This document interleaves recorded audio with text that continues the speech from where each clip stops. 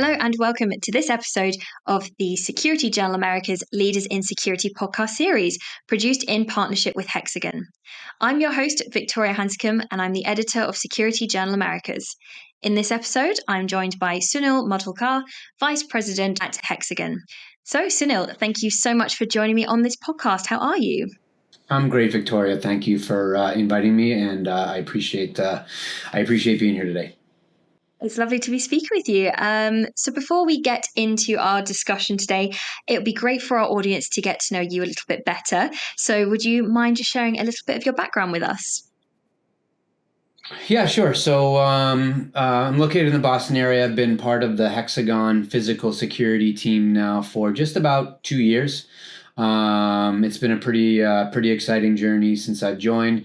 It was part of the I joined just after the announcement of Hexagon acquiring the Cognify business, which was the first entry of Hexagon into the physical security sector. So it was a pretty exciting time to be a part of that. And now, about 2 years or so, and it's been a great journey.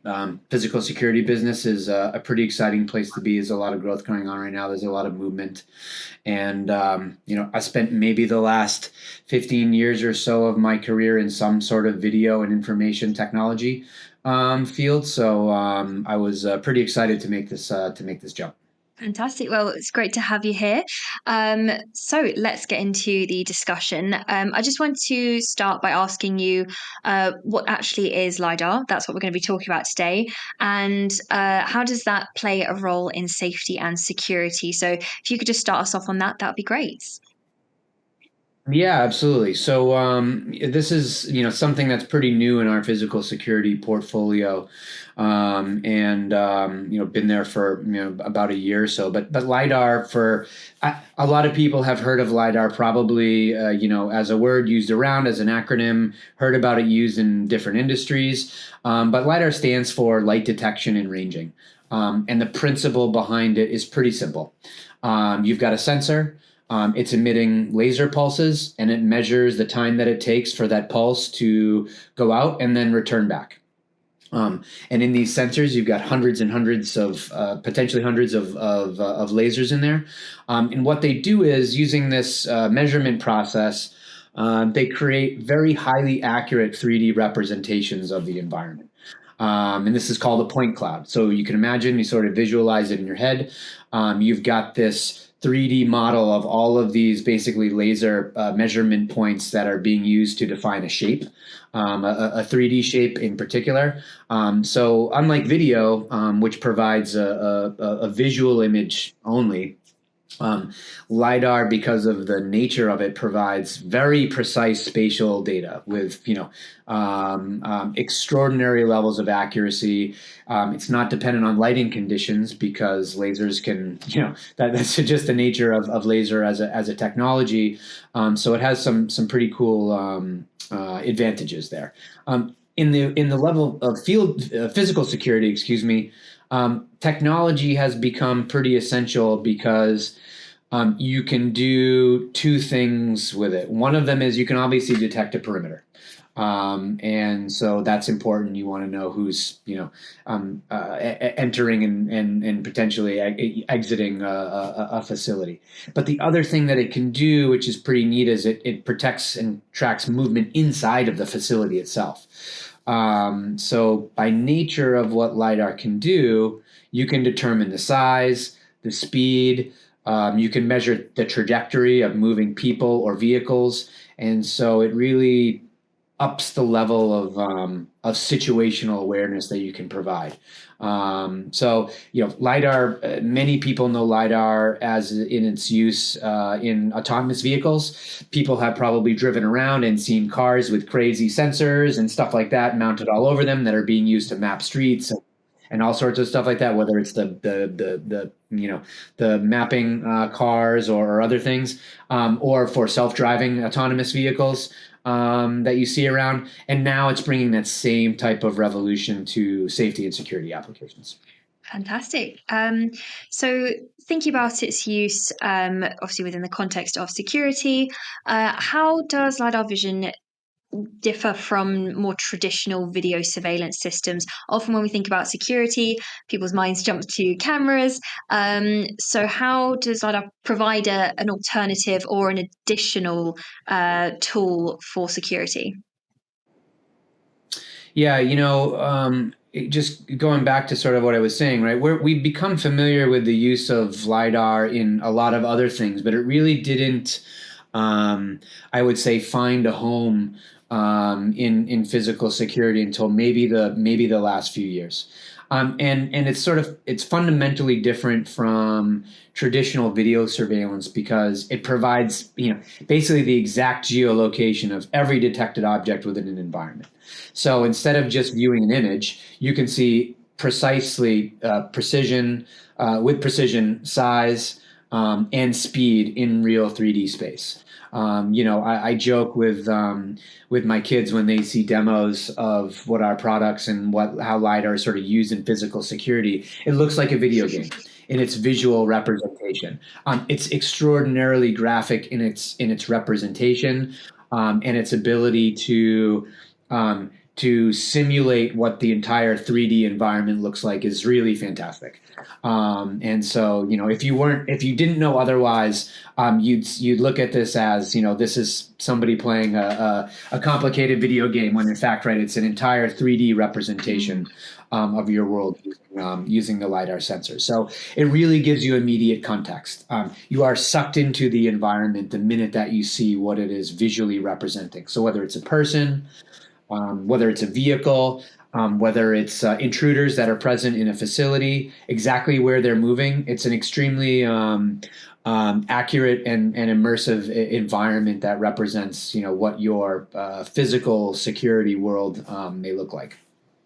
There's also another pretty key distinction when it comes to automation with LiDAR and the LiDAR vision platform, which is you can also use it to automatically steer PTZ cameras to detected objects. So, imagine a camera that's got pan, tilt, and zoom capabilities in it. These cameras have been around for a long time, but usually require some sort of manual operator intervention when it comes to tracking, a particular object.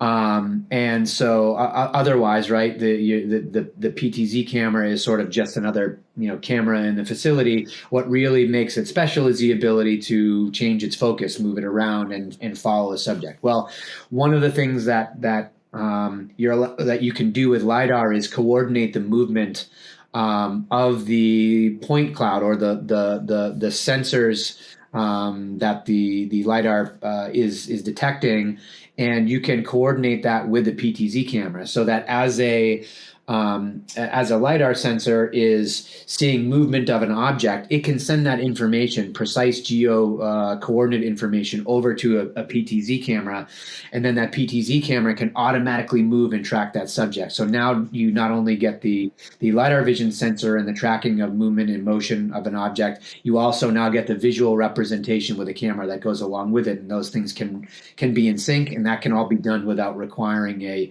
manual operator, sitting in front of a joystick doing that. So that's a pretty cool capability.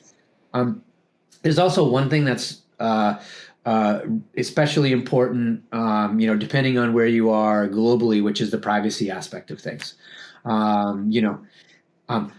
Good or bad, in a lot of parts of the world, people have become accustomed to being used to being on video just about when they're in any sort of public space, right? Whether that's in an airport, whether that's in a store, whether that's in their grocery shop, whether, all sorts of environments, right?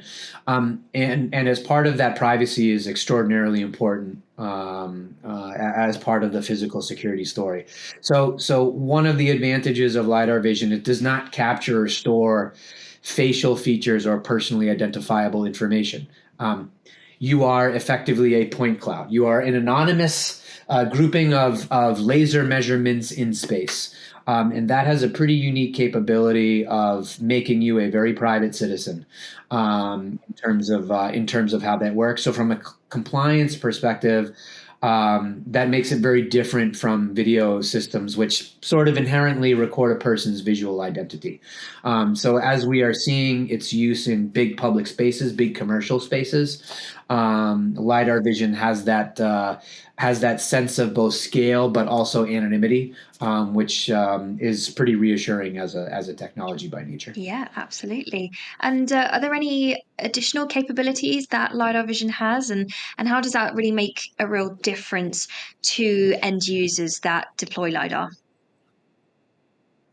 I think the ability for precise detection and tracking of movement is super important.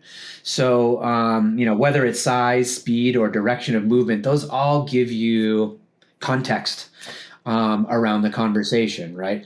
And all of this is displayed, like I said, on this very detailed 3D map of the facility, which provides an incredible amount of awareness in terms of where an object or where a subject might be moving. So, for as an example, I may be concerned when a box has entered my perimeter. Now, is that box or is that object the size of a little headphone case, or is that box or object the size of a shipment size, or is it a shoebox size? Right? These are I'm using these sort of as very basic examples because on video that's not necessarily that easy to obtain unless you've got something next to it, sort of as that you can use as context. But in the case of LiDAR and the technology behind it, you get very precise measurements behind those things. So now I can set up different alarms and different alerts based on not just when something is moving around within my perimeter or within my interior, but I can also set parameters about how big or how small does that object need to be in order for me to have some level of concern around it. What's the difference between a piece of trash that may be blowing around, right, versus something else versus an object that may have been purposefully set there, right? That's very important context. And I will take different security measures depending on what that is. So I think that's something that's an advantage that LiDAR brings along with it. The other thing is, by nature of its being, I can create very sophisticated 3D detection zones. So now when I create a perimeter, it's not just a 2D perimeter in terms of a line crossing. Is somebody on the left side or the right side of the line? Somebody on the inside or the outside of the fence? I can actually create a 3D detection zone. So now I can look at, things vertically.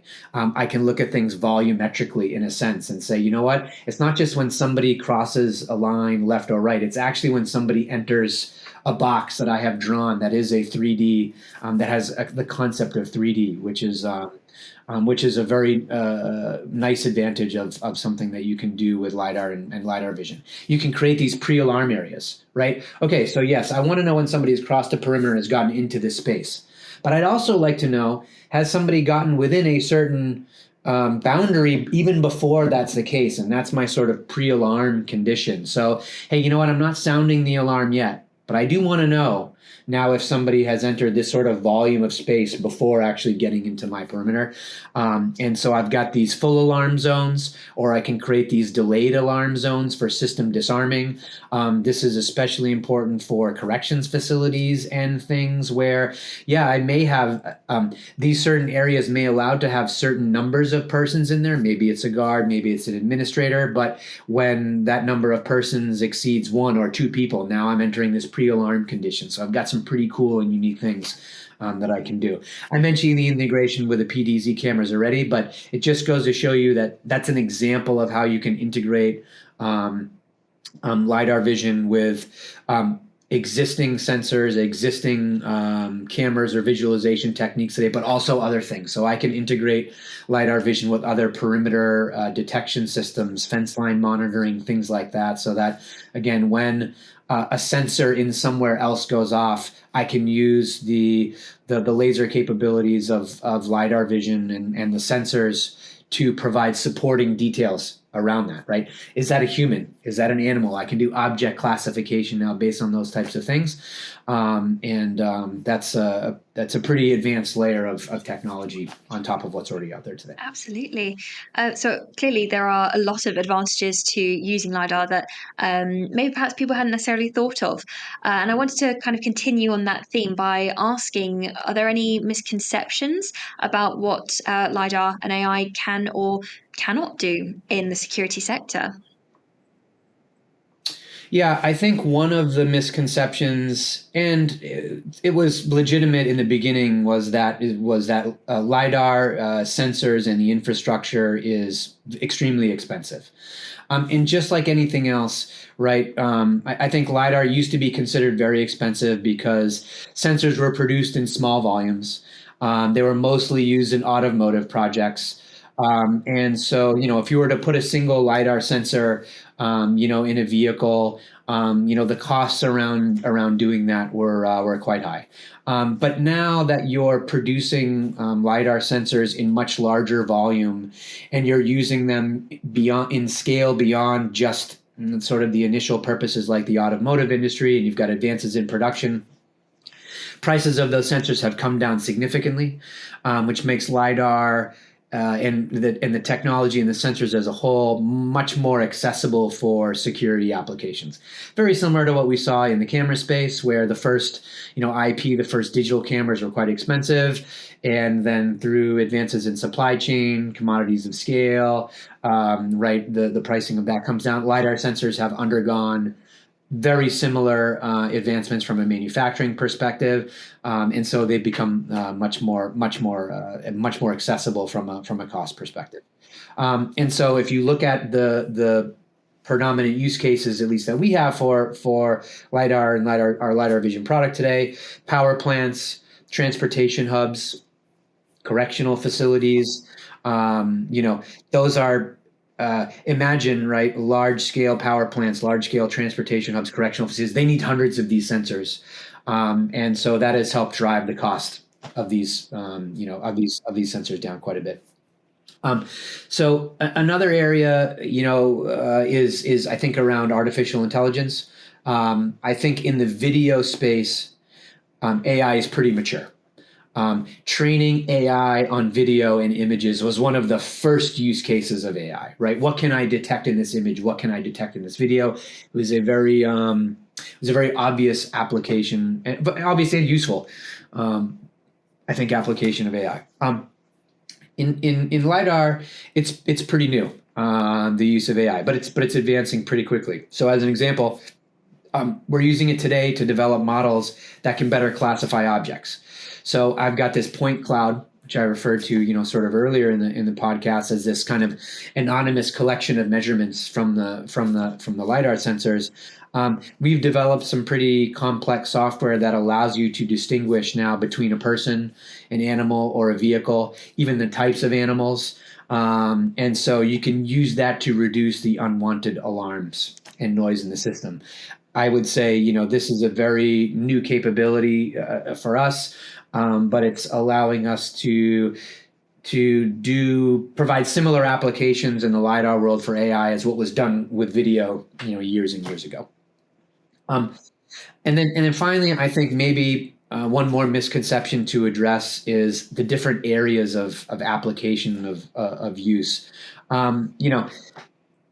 In what we run across oftentimes when we talk to our, sort of industry colleagues that I was mentioning, whether it's for critical infrastructure or transportation or correctional, there's different areas of application, and they are not all the same. I may want to use LiDAR for things like traffic management or crowd flow monitoring.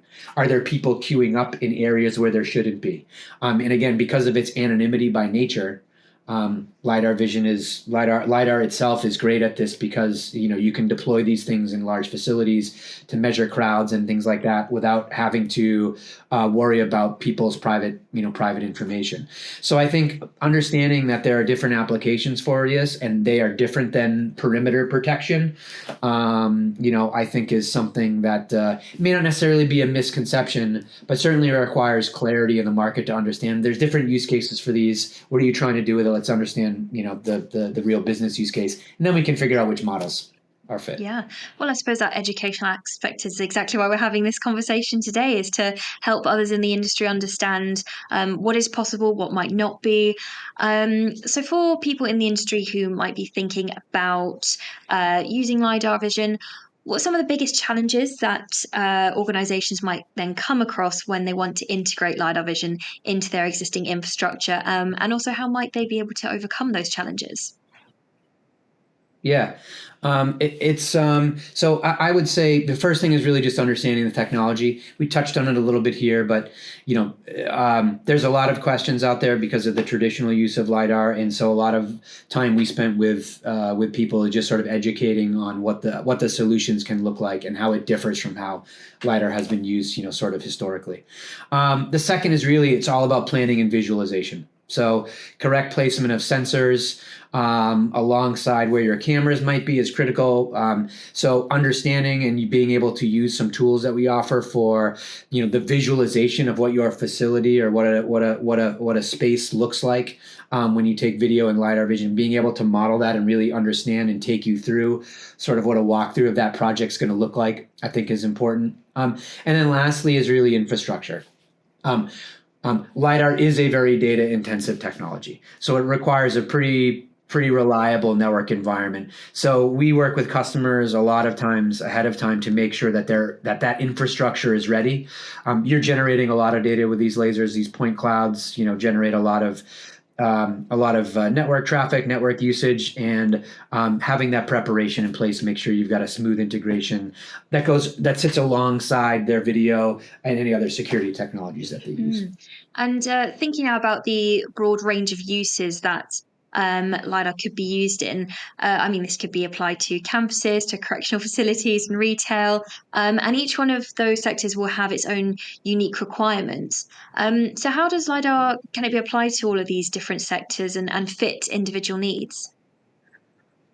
Yeah, it's been a pretty interesting evolution of conversations with these different sectors. I would say, in critical infrastructure and transportation, it's proven use cases as a 3D perimeter protection, right? So I can create secure zones inside a facility. I can detect intrusions into tunnels along railway tracks or other sensitive corridors. And it's a really awesome solution for providing extremely precise, sort of measurement and alerting capabilities in those types of things. So whether I've got a power substation or a railway network, I've got pretty similar use cases there. If I look at correctional facilities, it's a little bit different. Our focus is on 3D perimeter protection for that, and the ability to monitor vertical threats within inside of that space. So the world is getting interesting when it comes to that market. I've got,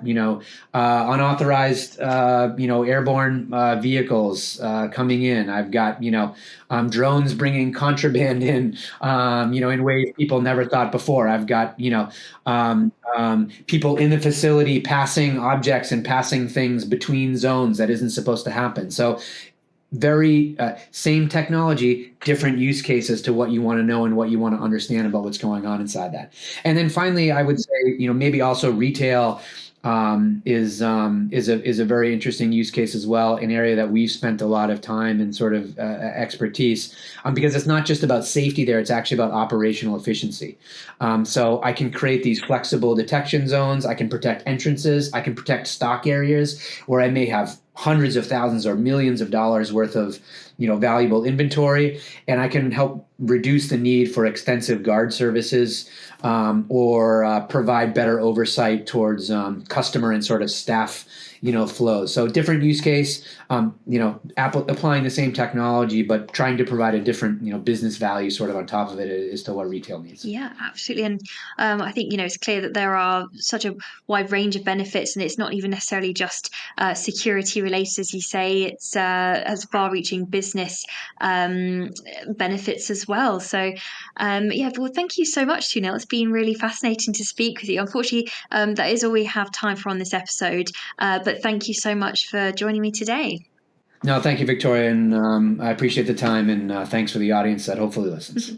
And thank you to the audience from me as well for tuning in to this Security Journal Americas Leaders in Security podcast, produced in partnership with Hexagon. I've been your host, Victoria Hanscomb. Make sure to keep an eye and an ear out for our next episode coming soon.